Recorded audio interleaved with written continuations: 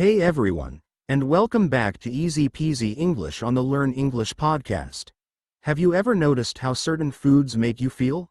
Energized? Sluggish? Happy? Down? It's not just in your head. There's a real science behind how what we eat impacts our emotions, our energy levels, and even our overall mental well-being. So in this week, we're diving deep into the fascinating topic I think we all interested in. This topic is how the food you choose can make you feel happy, tired, or even stressed. This is a fascinating topic because food isn't just fuel for our bodies, but it also has a big impact on how we think and feel. It's not just about being full or hungry. There's a connection between what we eat and how we feel mentally and emotionally. We'll dive into that today, but before we do, don't forget to like and subscribe. I think it's a time to get into it. Shall we?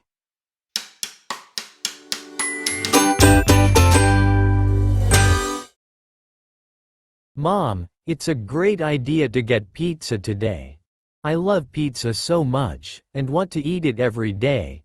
But I don't why when I eat junk food I feel sleeping and less energetic just I want to eat and do nothing after that. Because what you eat affects your brain and your mood. How that happen, Mom? Before I tell you how that happen, I want to ask you question. When you think of comfort food, what comes to your mind? It's definitely pizza or chocolate cake.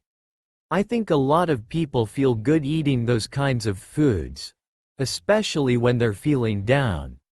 But is it really making us feel better? Well, now, let's break it down.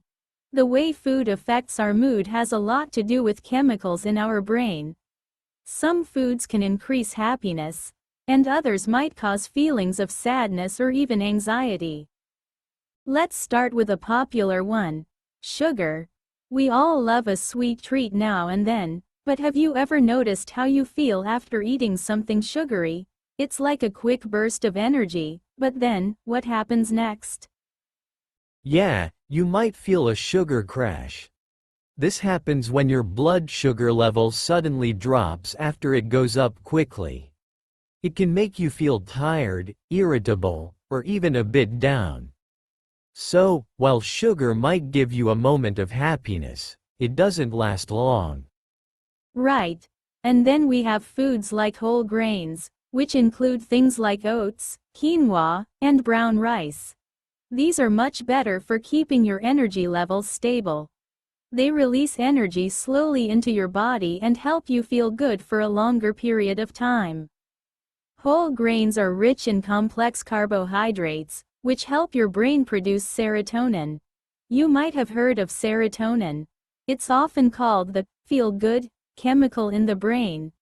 Eating foods like these can actually make you feel calmer and happier. That's really interesting, Mom. But not all fats are bad, right? People often think fats are bad for you, but some fats can actually be good for your mood. Yes, the right kind of fats, like those found in avocados, nuts, and fatty fish like salmon, are great for your brain. They contain omega-3 fatty acids, which can improve brain function and help reduce feelings of anxiety or depression. Omega-3 fatty acids sound important, and speaking of depression, there's also a link between our gut health and our mood. Have you heard of the gut-brain connection before? Yes, it's fascinating. Our gut is actually home to billions of bacteria, and they play a huge role in our emotions. Eating foods like yogurt, kimchi, or sauerkraut can help promote healthy bacteria in the gut. This, in turn, can improve your mood and even reduce stress. That's it, Mom? Exactly. So, what we eat doesn't just affect our body. It affects our mind too. But let's not forget the importance of drinking water, right? Absolutely. Dehydration can make you feel tired, moody, and unfocused. Drinking enough water throughout the day is important for your mood, as well as your overall health. Okay, so far we've talked about the positive effects of certain foods. But what about the foods that could negatively impact our mood? Good point, Mom. Foods that are high in caffeine, like coffee or energy drinks, can cause feelings of anxiety or nervousness. Some processed foods with a lot of preservatives and artificial ingredients can also affect how we feel emotionally. And let's not forget about junk food in general. Fast food or snacks that are high in fat and sugar can contribute to mood swings or even lead to feelings of sadness. Eating them too often can make it harder for our brain to function well. Thanks, Mom, for this useful information. I learned a lot today. First, an important thing that I am what I eat, so I will pick what make me live as a healthier person and also help me to have sharper mind. Well, now we are reached to the end of the episode. Let's recap the important vocabulary we have heard them today. 1. Let's start with serotonin.